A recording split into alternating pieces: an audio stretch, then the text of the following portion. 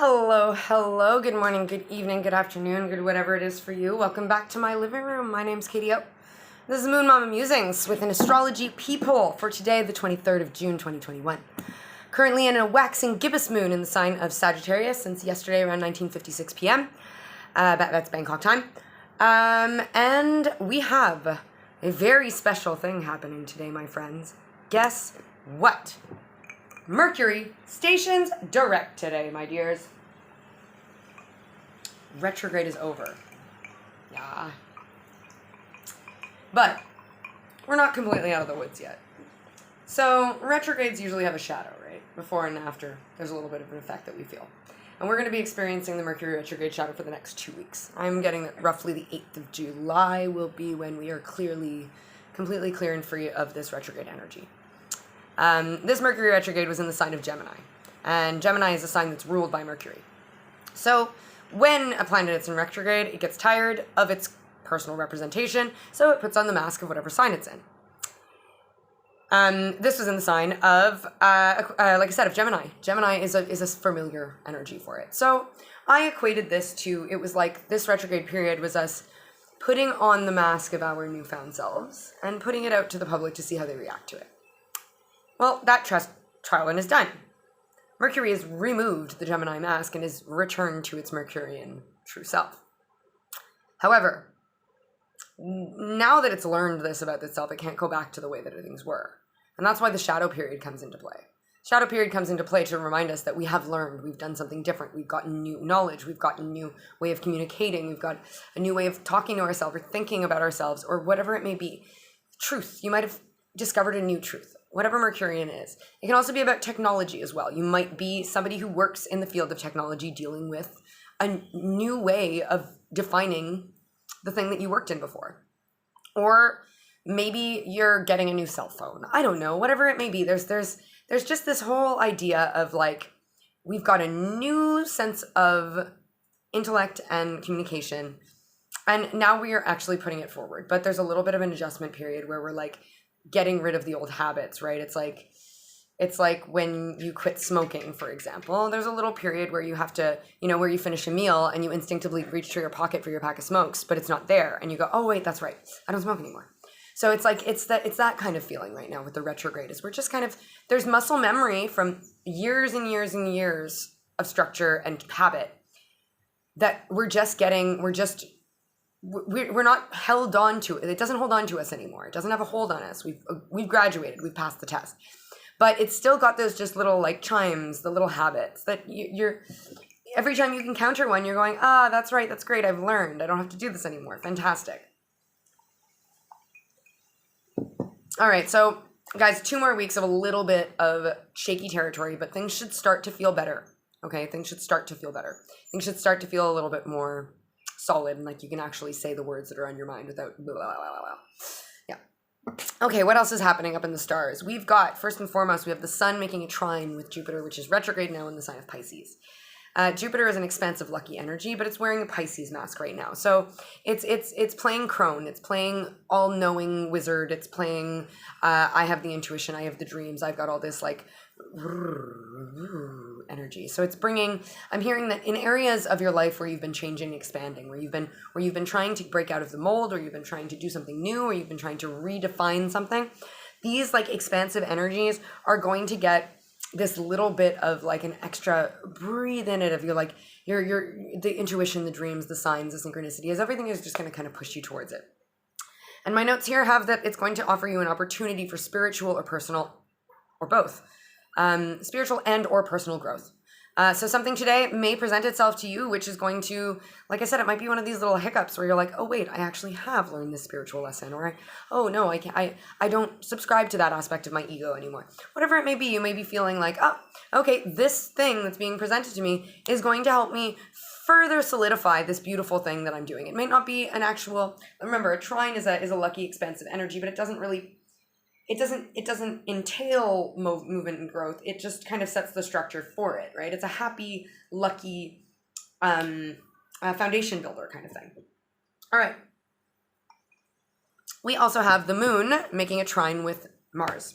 Mars is in the sign of Leo. It's the warrior. It's the one, like, and in the sign of Leo, it's super extra fiery and like ready to move forward, fighting for our authenticity, fighting for who we are, making sure that people know that this is who I am, this is what I stand for, and there's no ifs, ands, or buts about it.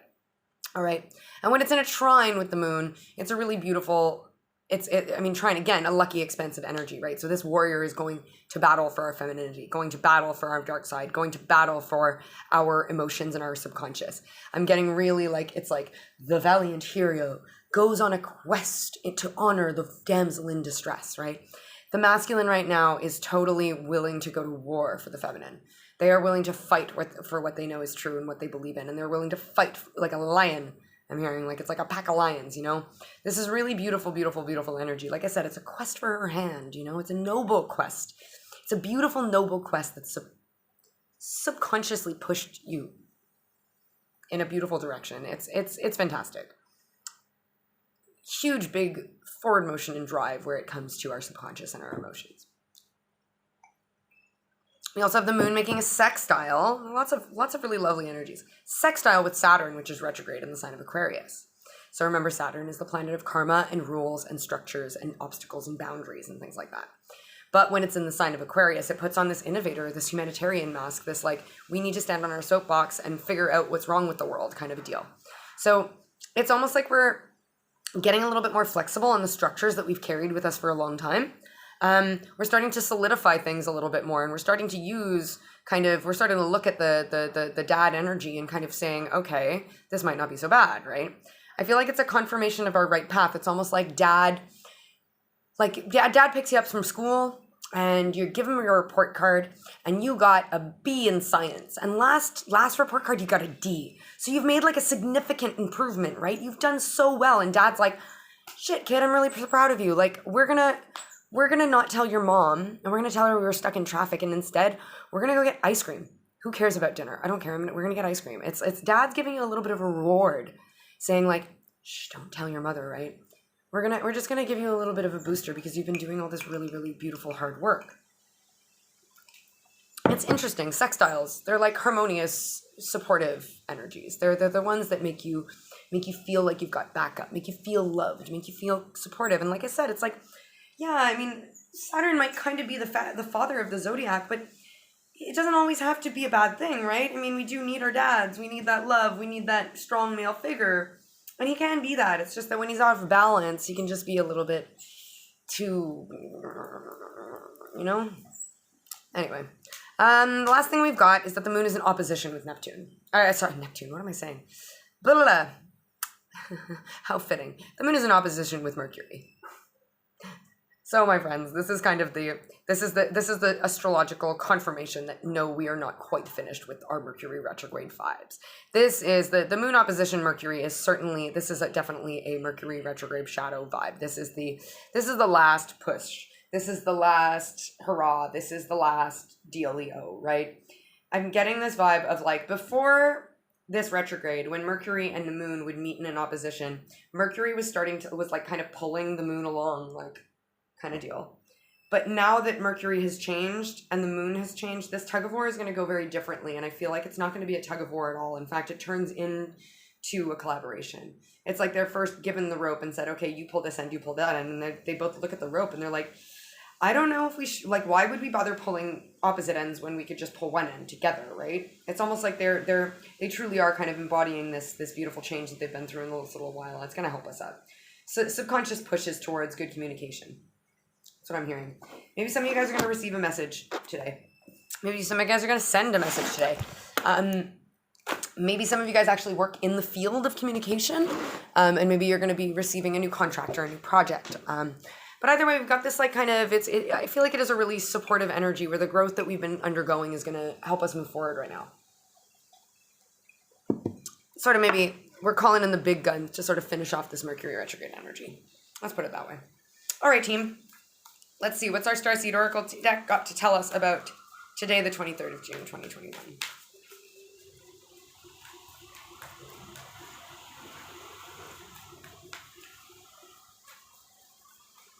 Oops.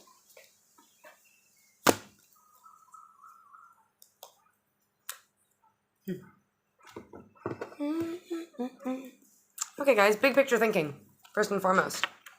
Look at that. We've reached this portal. I mentioned this yesterday in live. We've reached this portal and we're standing on the edge of it going, my God, look at this. Holy crap.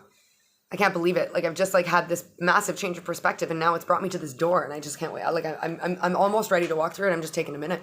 It's this Pleiades energy, visionary, inspired ideas.